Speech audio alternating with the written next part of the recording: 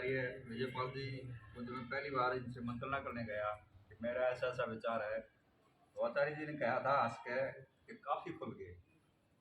मैं विश्वास दिलाता हूँ आचार्य जी कि मुझे खुशी होगी कि जब ये सारा नेचुरोपैथी का जो है हॉस्पिटल हर गली में हो, ताकि हमें जो है पहली बात तो यह है इसके माध्यम से आदमी बीमार ही ना हो, और बीमार हो तो एलोपैथी की किसी को जरूरत ना पड़े, क्योंकि एलोपैथी के बारे में मेरा अपना जहाँ तक अनुभव है, वो एक रोग अगर ठीक करती है तो 10 रोग आपको दे जाती है, ठीक भी नहीं करती, दबाती है।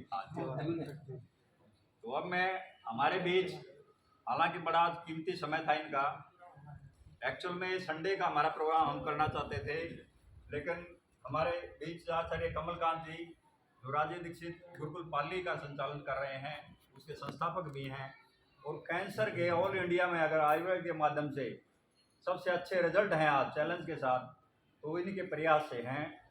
पहले भी 23 जुलाई को जो दिल्ली में एक सम्मेलन किया गया था वैद्यों का, तो डाटा किसी के पास नहीं था, क्योंकि डाटा कलेक्शन की ड्यूटी मेरी थी, डॉक्टर दीपक थे महाराष्ट्र से, इसलिए हमें ज़्यादा पता है।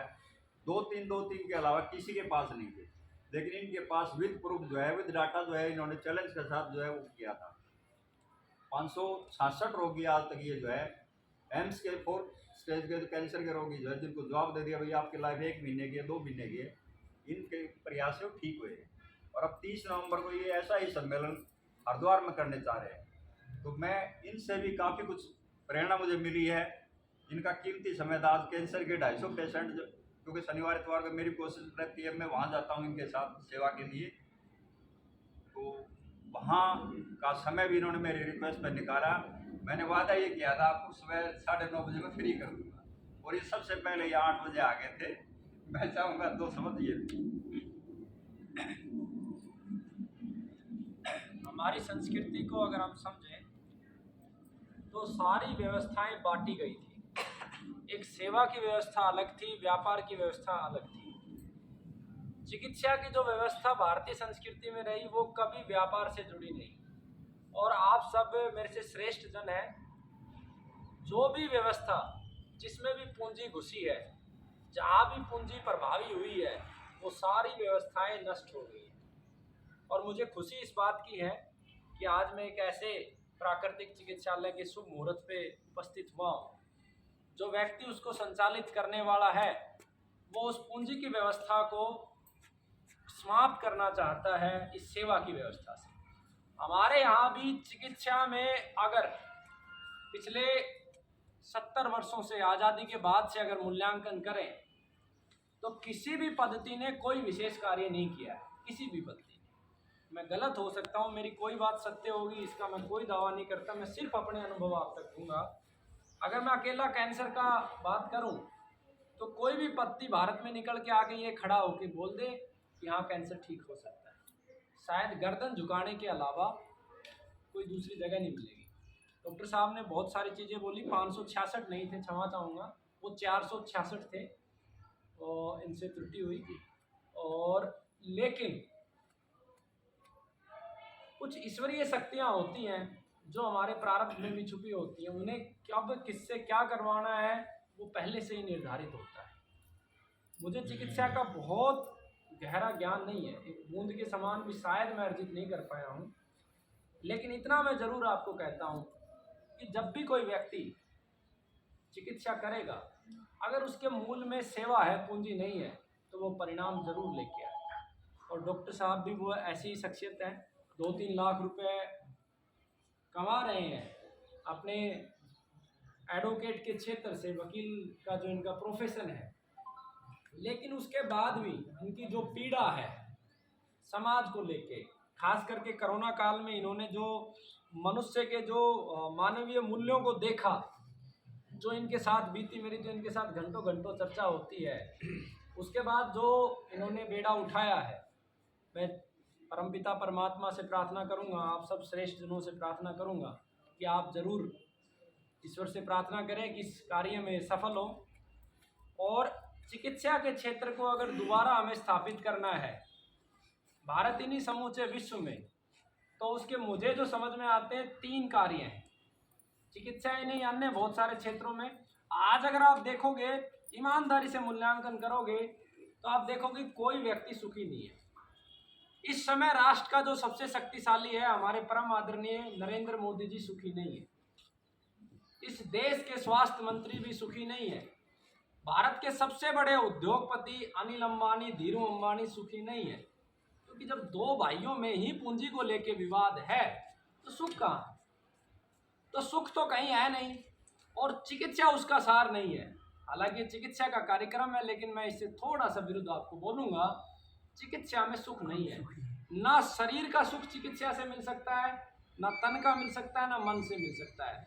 और इस देश में कितने भी, मैं डॉक्टर साहब की बात से भी सहमत नहीं हूँ, माफी चाहूँगा, इस देश में कितने भी चिकित्सालय खुल जाएं, कितने भी औषधालय खुल जाएं, तब भी व्यक्ति सुखी नहीं हो सकता। सुख का सार छिपा है। हमें अपने आप को महसूस करना पड़ेगा कि हम मनुष्य हैं, और इस प्रकृति में 5 तत्वों से सब कुछ बना है, और इसमें श्रेष्ठ मनुष्य है। और मनुष्य का मूल कार्य है पोषण करना। आज प्रत्येक व्यक्ति शोषण पे लगा है। आप देखिए कि आप कह रहे हैं कि डॉक्टर साहब ने बहुत बड़ी बात और ऊंचे लेवल की बात बोली थी, ठीक उसी तरीके से जिस तरीके से भगत सिंह ने बोली थी कि पूंजीवाद संपूर्ण विश्व का दुश्मन है, वो आज भी ऐसी सार्थक है।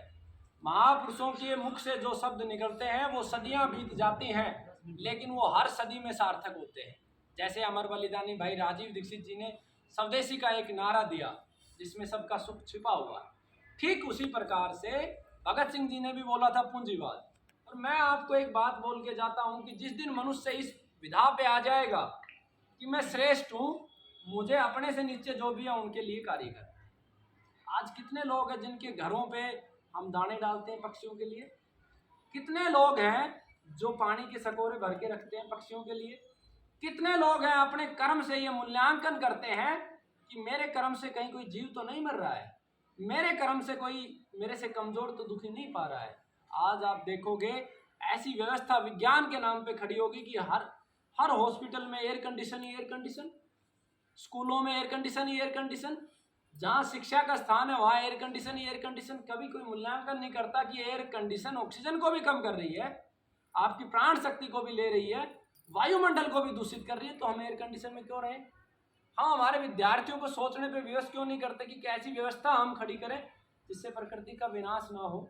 तो जिस दिन मनुष्य इस रास्ते पे चल पड़ेगा उस दिन सबके सुख निर्धारित होंगे। और पहले हर व्यक्ति सुखी इसी कारण से रहता था कि अपने जीवन का कुछ हिस्सा कमजोरों की मदद के लिए जरूर निकालता था। और डॉक्टर साहब में वो चेतना है कि ये दूसरों के सुख का निर्धारण हर समय करते हैं, तो मैं इनको खूब खूब बधाई देता हूँ और ईश्वर से प्रार्थना करता हूँ कि ये कार्य सफल हो। और जो भी श्रेष्ठ जन आए हैं सभी को निमंत्रण भी देता हूँ, 30 नवंबर को आप कार्यक्रम में आए। दूसरा सबसे बड़ा कारण, इन बीमारियों का अगर खोज नहीं हुई तो उसका कारण यही है कि समाज ने सवाल नहीं किए।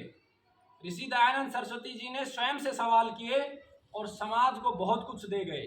आज हमें भी आवश्यकता है अपने आप से सवाल करने की। एक चिकित्सक होने के नाते मैं अपने आप से हर रोज सवाल करता हूँ और मेरी आत्मा रोती है, क्योंकि जितने कैंसर रोगी आते हैं उससे कई गुना खत्म हो जाते हैं।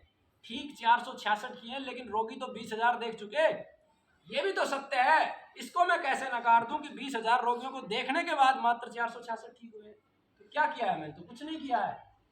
लेकिन जब ये सवाल उन वैद्यों के पास लेके गया कि जो कहते थे 50,000 रोगी ठीक कर दिए, 1,000 ठीक कर दिए, तो मुझे ये सच्चाई भी पता चली इस पूरे देश में 1,000 रोगी भी कैंसर के एलोपैथी को हटा दूं तो ठीक नहीं हुए हैं। इसलिए बार बार लगभग हर तिमाही में एक सम्मेलन रखा जाता है। 30 नवंबर को हरिद्वार में सम्मेलन है। जिसने एक भी रोगी अगर ठीक किया है तो वो सम्मेलन में आ सकता है। और आज शाम को 6 बजे प्रारंभ हो जाएगी धनतेरस। बहुत बड़ा दिन है चिकित्सकों के लिए, तो बहुत बड़ा दिन है। सभी चिकित्सकों से भी मैं प्रार्थना करता हूँ, सभी रोगियों से भी प्रार्थना करता हूँ कि एक सवाल हर चिकित्सालय में कदम रखते रखो, कितने रोगी ठीक के सबूत दिखाए। उस दिन चिकित्सा की व्यवस्था खड़ी हो जाएगी और सब कुछ ठीक होने लगेगा। क्योंकि आज वैद्य का ध्यान है कि एक हॉस्पिटल से 2 कैसे करूं, 2 से 3 कैसे करूं, 4 कैसे करूं, 5 कैसे करूं, कमरे कैसे बढ़ाऊं, रोगी कैसे बढ़ाऊं, मेरा नाम कैसे बढ़ाऊं, यूट्यूब वालों को पैसा कैसे दूं, मीडिया को पैसा कैसे दूं, अपने आप को देवता कैसे सिद्ध करूं। इस बात में ध्यान है सभी का। जिस दिन ये सवाल उठेगा तो ध्यान होगा कि तूने रोगी कितने ठीक किए, इसी बात पे तेरी ख्याति है। तो वो सोचना शुरू करेगा कि ऐसा क्या है, कैंसर क्यों बन रहा है, मैं क्यों नहीं ठीक कर सकता, हार्ट में क्यों नहीं ठीक कर सकता। और मुझे खुशी है कुछ चीज़ों की, जैसे हमारी टीम के माध्यम से जो हमारे शास्त्रों में था उन्हीं का उपयोग करके जिनका कोलेस्ट्रॉल और ट्राइग्लिसराइड बढ़ जाता है उसको एक ही दिन में नॉर्मल कर देते हैं, जो हार्ट अटैक की सबसे बड़ी संभावना होती है। भले ही 500 हो 550 एक दिन में नॉर्मल करके भेजते हैं, और कोई बहुत बड़ी लागत भी नहीं, मात्र 3500 रुपये लगते हैं, और जो ठीक नहीं होता उसका 100% वापस करते हैं। तो ऐसे छोटे छोटे परिवर्तन होंगे, और ये हमारा स्थान है, और ऐसे देश में बहुत सारे स्थान खुलेंगे, और यहाँ भी ये सारी चीज़ें होंगी। सब कुछ यहाँ पे धीरे धीरे होगा, ईश्वर करेगा। तो आप सबका बहुत बहुत धन्यवाद। मेरी किसी वाणी से आपको ठेस पहुँची हो तो अपना अनुज समझ के मेरे को माफ़ करना। बहुत बहुत धन्यवाद। डॉक्टर साहब एक में साहब आपने 3550 मतलब 3500 ऐसे